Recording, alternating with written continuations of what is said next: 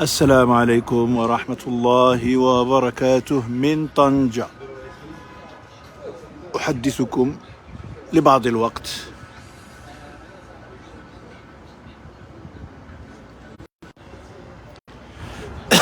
السلام عليكم ورحمة الله وبركاته. أعيد الاتصال كما وعدتكم 9:30، وأنا الآن في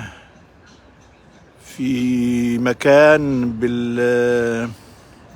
بشاطئ مدينة طنجة، ومع الضيف الأسعد الشرعي. فتح الله يا شيخ، فتح الله عليك. الله يبارك فيك. كيف حالك شيخنا؟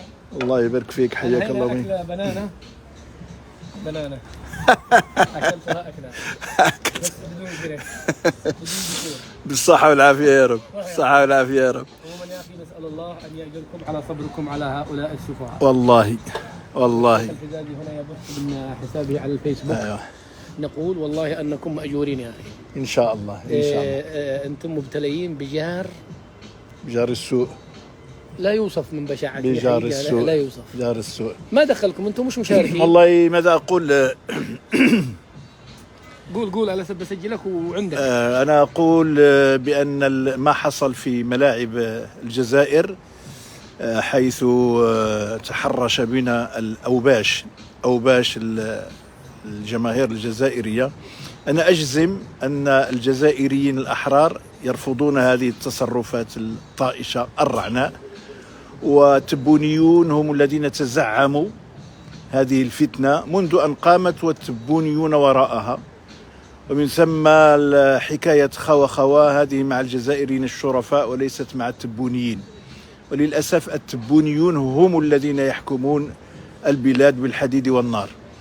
وإذا لقد رأى العالم من خلال العدسات والكاميرات والشاشات، رأوا مع من حشرنا الله في الجوار، رأوا أنهم يرفضون استقبال حامل اللقب. المنتخب المغربي هو حامل اللقب القاري، يرفضون استقباله بحجة أن السيادة الجزائرية ستنتهك لو طارت طائرة مغربية في الأجواء الجزائرية من الرباط إلى قسنطينة. وطبعا هذه مهزلة، لأن قبل شهور قليلة طارت الطائرة المغربية بوزير الخارجية ناصر بوريطة، وأين كانت هذه السيادة الجزائرية حينها؟ أيوة صح. السيادة فقط عندما يتعلق الأمر بالمنتخب المغربي. ثم هل عندهم مشكلة مع الطائرة أم مع الإنسان المغربي؟ هل المشكلة مع الطائرة؟ لأن هم يعني سيستقبلون، قالوا سيرحبون بالمنتخب المغربي. هذا المنتخب المغربي سيرحل هناك بالراية وبالنشيد الوطني، وستضطر الأجهزة الإعلامية في الجزائر أن تبث النشيد الوطني بشعار الله الوطن الملك والراية المغربية. أيوة. على رغم أنفهم. فإذا هل مشكلتهم مع الحديدة، مع وسيلة السفر، مع الطائرة، أم مشكلتهم مع الإنسان المغربي الذي يحمل الهوية؟ نعم. مع الهوية، يحملون في قلوبهم هويتهم الوطنية والمغربية وإلى آخره. إذن هؤلاء الناس صدقني هم حمقى، لا يتصرفون برشد ولا يتصرفون بعقلية ولا بذكاء. يسيئون إلى الجزائر أكثر مما يسيئون إلى غيرهم، وللأسف الشديد الجزائر تستحق أفضل من هذا. ثم من سوء حظهم وهذا للأمانة أن هذه التظاهرة الرياضية جاءت عقب المونديال في قطر. وإذا اضطر الناس للمقارنة. الناس سيقارنون بين قطر والجزائر غصبا عنهم. تقارن من بمن؟ صح. تقارن من بمن؟ هل تقارن الدوحة بالعاصمة أو بقسنطينة؟ تقارن ماذا بماذا؟ هل تقارن الملاعب التي هي أرقى الملاعب في العالم؟ هل تقارن التنظيم الذي يشهد برقيه وعلو كعبه العالمون في القارات الخمس؟ تقارن ماذا بماذا؟ لقد رأينا الناس يركل بعضهم بعضا ويضرب بعضهم بعضا في الساحات بجوار الملاعب الجزائرية. رأينا بعضهم قد حصل على تذكرة الدخول ولكن لم يجدوا مكانا. أقول لكم لماذا؟ لأن البوليس والجيش هم الذين ملأوا الأماكن داخل الملعب. ليقولوا البنان والحيوان المغرب. فإذا الذين أخذوا التذاكر أماكنهم يعني ملأها نعم ملأها العسكر والبوليس. فإذا لذلك من سوء حظ التبونيين أن هذه التظاهرات جاءت في ثم هم يلعبون بدون حامل لقب. يعني حتى لو افترضنا جدلا أنهم حصلوا على الكأس، يا سيدي هذه الكأس لم يحضر فيها، لم يزاحمكم فيها منتخب المغربي ولا المصري ولا التونسي، ليس لها قيمة. تلعبون مع من؟ مع ليبيا. لم حتى ليبيا والله نشفت حلقهم. يعني يعني انا ضربوا الليبيين، تابعت بعض وضربوا الليبيين. يعني هل هؤلاء تربوا في بيوت محترمة؟ لا اقول محترم، بيوت آدمية. هل تربوا في بيوت آدمية؟ ثم يعني حسبنا الله ونعم الوكيل. حياك الله. انا سأتابع وانت كل التحية للمتابعين. لأسعد الشرعي هو الآن ضيف عندنا في طنجة، ونحن على في سطح العمارة عالية، ومن هنا نبث لكم هذه المشاهد الرائعة من مدينة طنجة، نذهب إلى الشيخ مدينة البهجة. السلام عليكم.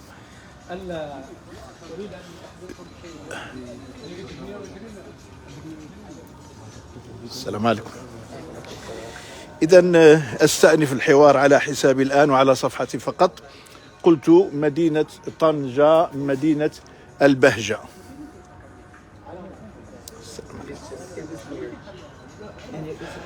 جمال المدينة لا يوصف، جمال المدينة متميز متفرد.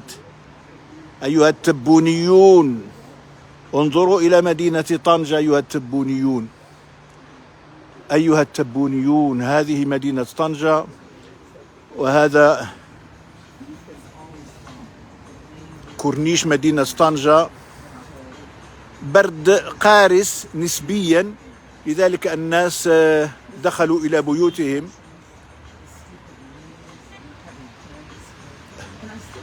ولمن لا يعرف، هذا هو البحر الأبيض المتوسط، وتبدو هناك مدينة طريفة الأندلسية إسبانيا الآن. تلاحظون ميناء طريفة هناك في الأفق، مدينة طريفة الإسبانية. هذا شاطئ مدينة طنجة. الحقيقة مدينة طنجة ساحرة إلى حد بعيد. هذا هو سماء المدينة.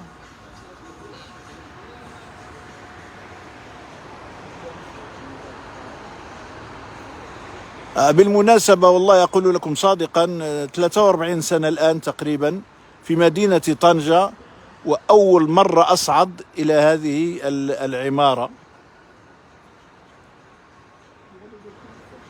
مع أسعد الشرعي.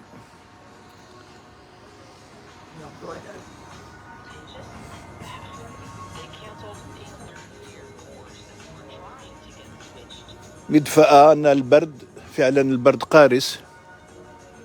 أظن درجة الحرارة 9 أو 10 تقريبا. طبعا بالنسبة لأوروبا لا هو قارس ولا هم يحزنون، لكن بالنسبة لنا 10 درجات أو 9 أو 11 برد قارس. لأن هذا البياض هناك، هذه الرملة، الشاطئ الرملي.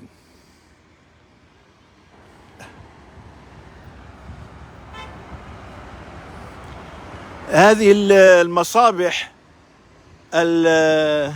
المصطفى جنبا إلى جنب، من هناك من الأفق، من هناك كلها مصابح.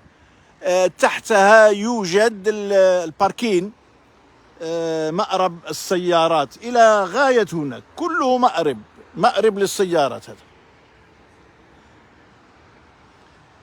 ولذلك لا ترون السيارات متوقفة على جنبات الشارع، لأن المأرب هناك وتحت الأرض.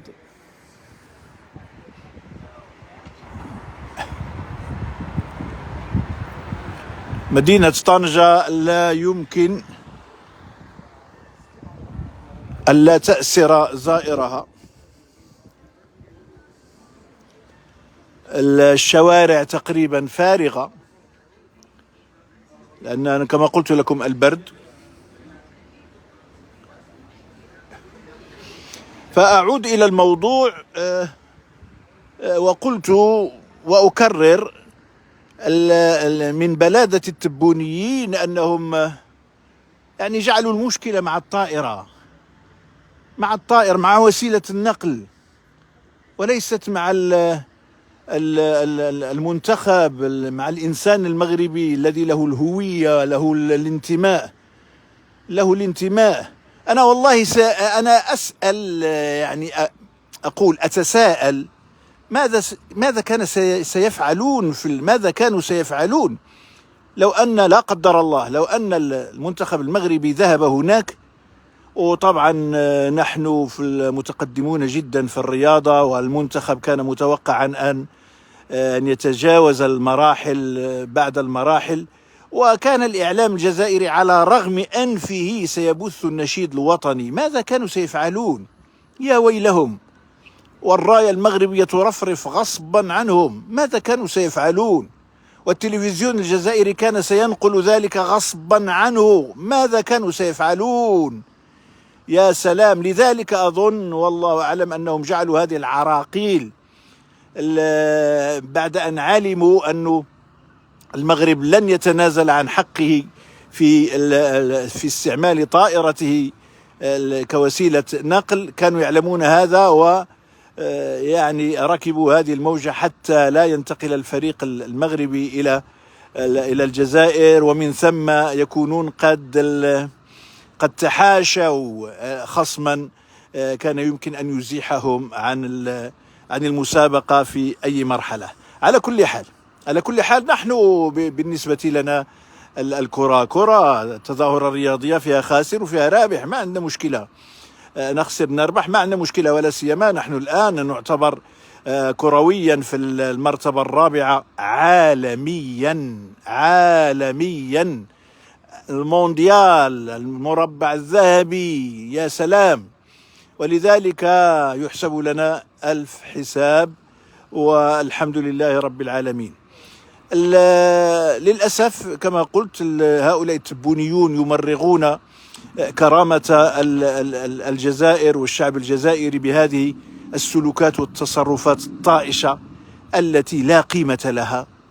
يعني رأينا الكار، حافلات البوس أو الباص، الحبس، والله السجن، والله يعني بدون مبالغة نحن في هذه المملكة الشريفة لا نستعمل هذه العينة من الحافلات في كل المدن المغربية وفي كل محطات المسافرين في جميع أنحاء المملكة المغربية، لا نستعمل. فأقول هذا شيء قديم. الحمد لله نحن نمتلك أسطولا رائعا من الحافلات العصرية جدا بالمواصفات الدولية والعالمية، ناهيك عن طرق السيارة والطرق البنية التحتية الرائعة والجسور وإلى آخره، ناهيك عن القطارات والقطار فائق السرعة وإلى آخره. ومن ثم فللأسف الشديد هؤلاء التبونيون يغالطون الشعب الجزائري ويوهمونه أنهم بسم الله ما شاء الله يحلقون في الفضاء، والنيف والنخوة ومن عرف ياش والكرامة، ولا حول ولا قوة إلا بالله. يعني يكذبون عليهم وما شاء الله، يعني يجعلونهم يتخبطون في الأوهام، يعيشون في الأوهام. الناس يتقاتلون بجانب الملعب، الناس عندهم تذاكر الدخول وما استطاعوا أن يدخلوا. استقبال المنتخبات استقبالات بئيسة، يعني تذكرنا بالخمسينيات والستينيات.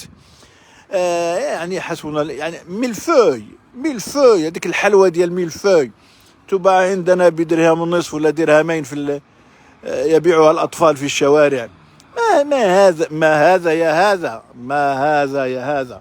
فأسأل الله السلامة والعافية. لذلك الذين غضبوا من المغاربة، لأن أعلم أن هناك مغاربة قد غضبوا غضبا شديدا عندما استمعوا إلى أوباش الجزائر، أو عفوا استغفر الله، أوباش التبونيين في في المباراة الافتتاحية وهم يرددون نشيد البؤس، نشيد الكراهية، نشيد العنصرية، نشيد البغض. يصفون شعبا قوامه 40 مليون نسمة تقريبا بالحيوانات. يعني أي بؤس هذا هذا الشعب المغربي أليس فيه علماء؟ أليس فيه فقهاء؟ أليس فيه أئمة؟ أليس فيه حفظة للقرآن الكريم؟ أليس فيه طلبة علم؟ أليس فيه أطباء ومهندسون وطلبة في الجامعات وموظفون؟ أليس فيه أمهات وشريفات وعفيفات؟